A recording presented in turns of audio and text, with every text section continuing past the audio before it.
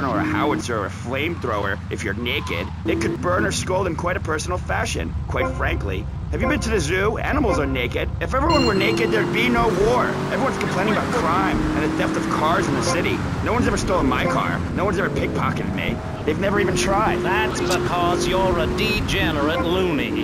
If the police were naked, it would set a great example to everyone. You can direct traffic and eat donuts entirely in the buff.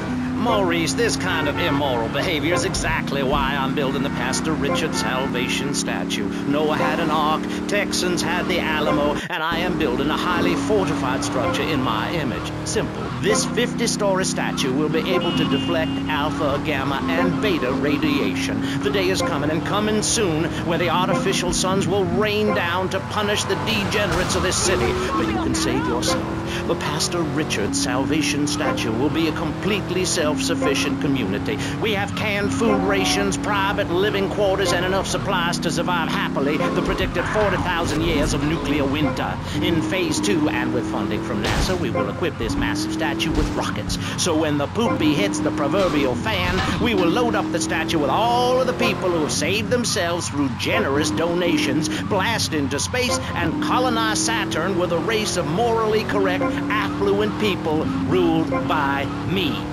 Will there be naked people? No, turd brain. It's morally corrupt people like you we're shielding ourselves from. Liberals, degenerates, the Welsh. They're the ones responsible for the nightmare Vice City is today. The crime in the streets, the parties, the children born out of wedlock to a future of hopelessness. Anyone who does not agree with me is mentally sick and should be shot, I'm afraid to say. We need to build a place to escape these transgressions.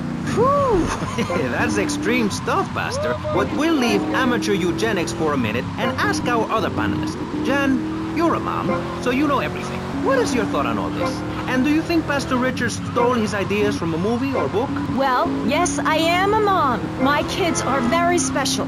So special, they go to special classes. Now, I teach my kids history to give them perspective. Last night I was telling them about how Magellan sailed around the Strait of Magellan and met some friendly natives that gave him supplies. Then he had to kill all of them. And that's an important lesson about life. If you look at nature, you'll see many species that eat their children to protect them. This is especially true of hamsters.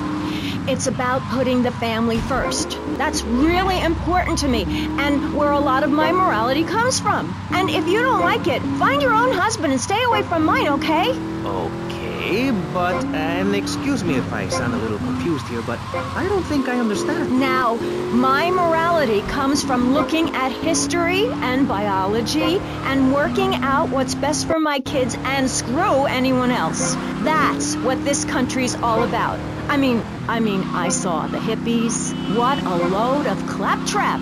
What's your kid gonna do at a school with a name like Moonbeam or Wave or Horseradish or whatever they call them? How can you take your kid to a Little League game when you live in a communal farm growing drugs? It's awful.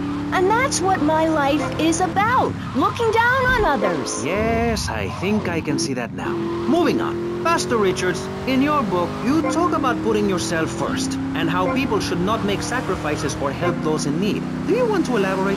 Oh, that's right. People need to learn how to take care of themselves and not depend on others. If you read chapter 45 of my book, I talk about how being selfish is a virtue.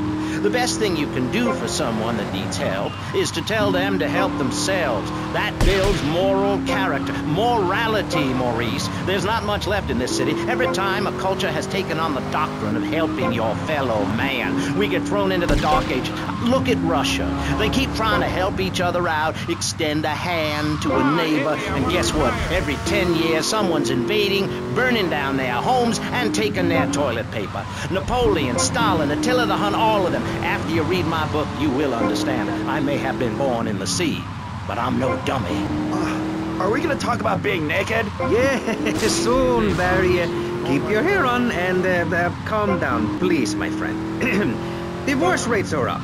Standardized test scores are down. Vampire sightings at the mall. Can the family be saved? Or, to put it another way, if